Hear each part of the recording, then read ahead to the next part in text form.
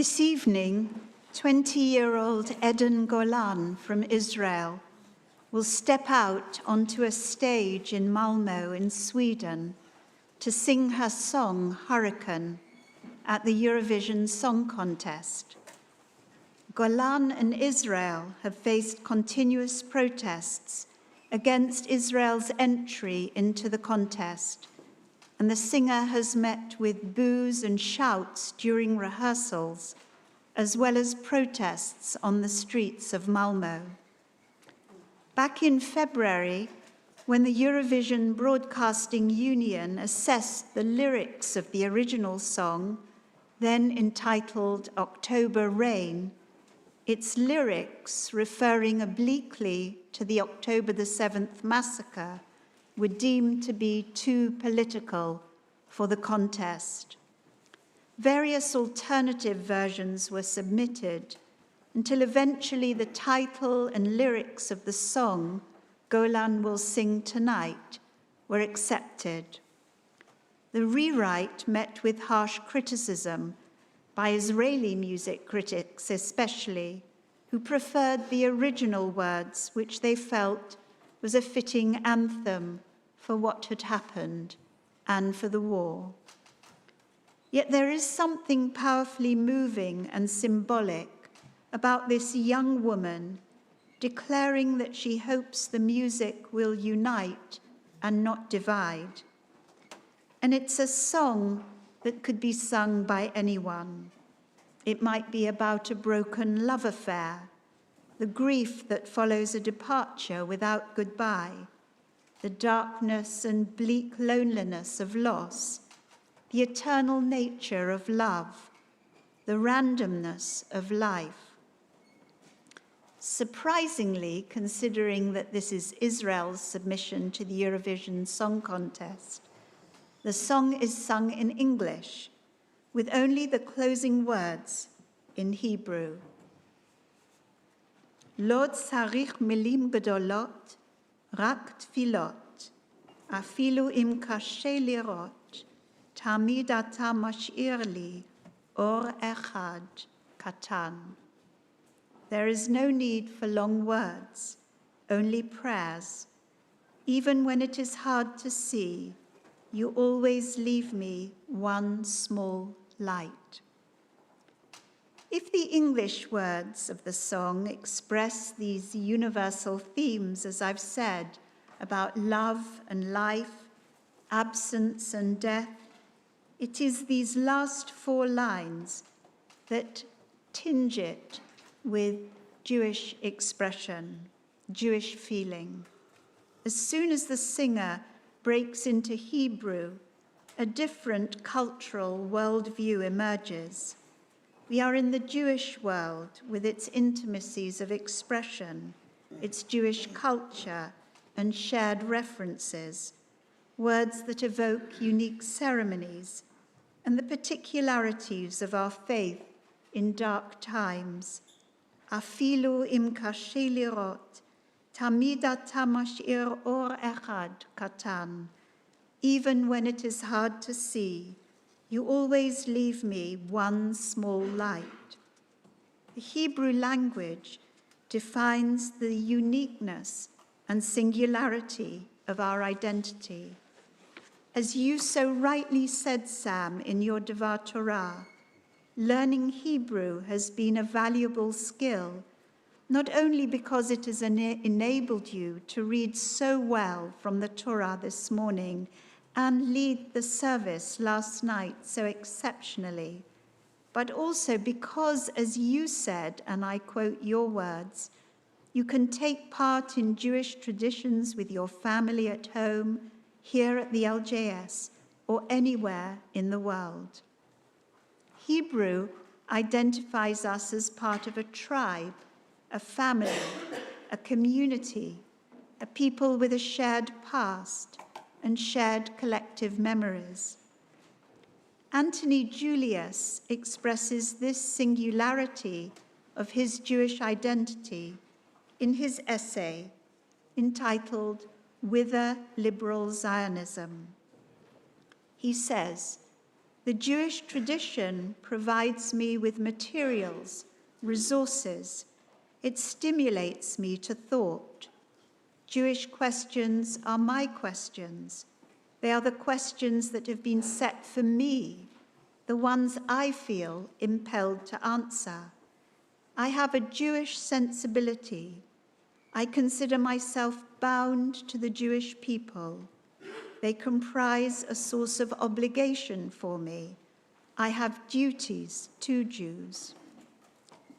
Julius's essay is about Zionism, specifically liberal diaspora Zionism, which, he says, is grounded in his identity as a Jew. But for our purposes, these words are helpful because this particularity is only part of our identity as it is for him. There's another aspect that sometimes clashes with the particular, but more often can complement it.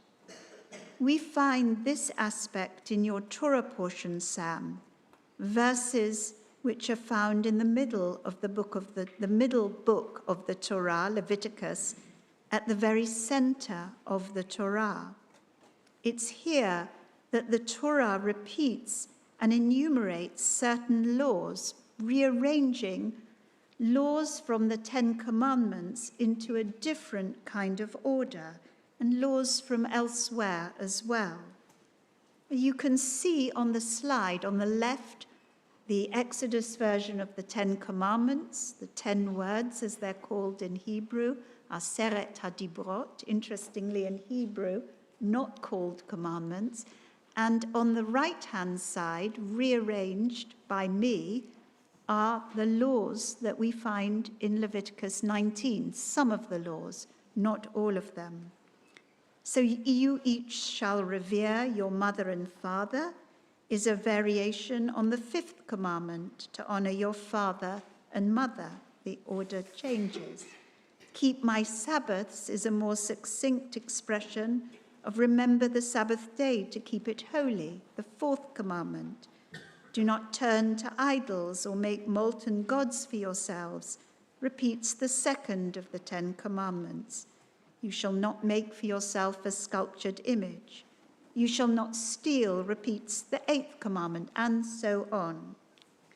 Like the 10 commandments, Leviticus 19 is largely universal.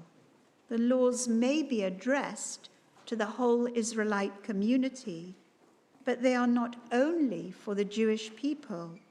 Even if I were not Jewish, would I not be required to respect my parents, to pray with integrity, to care for the poor and stranger, to refrain from stealing or dealing deceitfully, or not to take advantage of people with disabilities?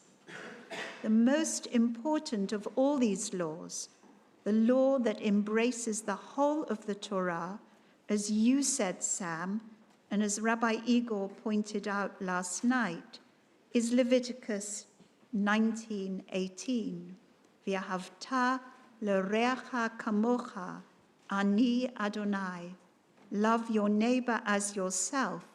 I am the Eternal One. In relation to this verse, the Talmud tells the story of a non-Jewish person who comes before the Rabbi Shammai and says to him, I will convert if you teach me the whole of the Torah while I'm standing al regel achat, on one level. Shammai, with a reputation for stringency, impatiently pushes him away without responding. The non-Jew then goes to Rabbi Hillel, the more lenient and compassionate of the two rabbis. Immediately, Hillel converts him to Judaism, teaching him this law from Leviticus, but expressed negatively. What is hateful to you, do not do to your neighbor. This is the entire Torah. The rest is commentary. Zil Gamur. Now go and study. In the generation after the destruction of the temple, a later rabbi, Rabbi Akiva, declared this verse to be the fundamental rule of the Torah. But the verse begs a question. Who is our neighbor? Love your neighbor as you love yourself. Is it our next door neighbor? Is it our kith and kin? Those for whom we have familial responsibility? Is it our friends? It isn't necessarily clear that your re'ah, your neighbor, refers to any human being.